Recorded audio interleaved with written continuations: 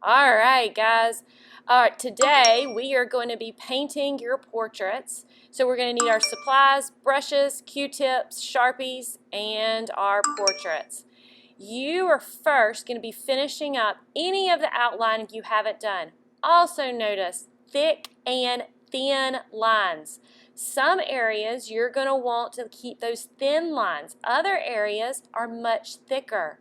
They provide emphasis and expression just like Roy Lichtenstein's portraits. So the more variety of thick and thins you have, the more interesting your black line work will be. It also will provide much more contrast on your picture for your painting that you are about to do. Once you are finished with all of those outlines, please make sure your name is in pencil before you start painting. When you paint, remember, we are only using our primary colors, red, yellow, and blue. Roy Lichtenstein liked nice, thick, solid, flat colors. So you want to make sure when you're painting that you get a nice, even consistency. I'm not using a lot of water on my brush. Your paint should be nice and wet already because we want a nice, thick application. If you by chance go over any of your black lines, even though we're trying to be as neat as possible, please do not use the Sharpie when the paints are wet. Make sure the area is dry. If your areas aren't dry during this class time, it is okay. We will go over with black Sharpie next time when you finish up your background.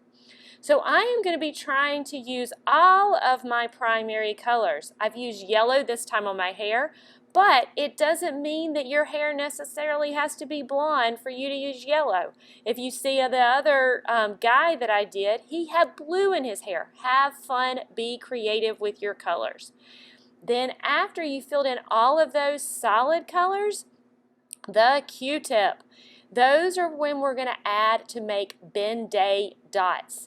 Those Ben-Day dots Roy Lichtenstein loved to use on his faces because it would add a value of sorts, not like the smooth value we've done before, but it would give a lighter tone to some of his colors. Doesn't mean you have to just use yellow in your face. If you want to just try out and use a little red in certain areas, and you do not have to fill out the whole entire thing.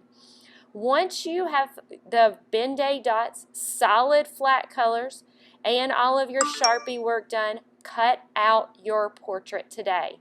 It is going to be going on the drying rack when you are finished, and you please make sure your name is on the back because some of you may cut that out if you put it not in your background area that's your head and it's on the background. You might cut it out, so make sure your name is on these.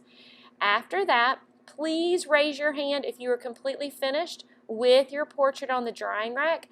I have some quotes that you can look at so you can start deciding what your words are going to be on your portrait.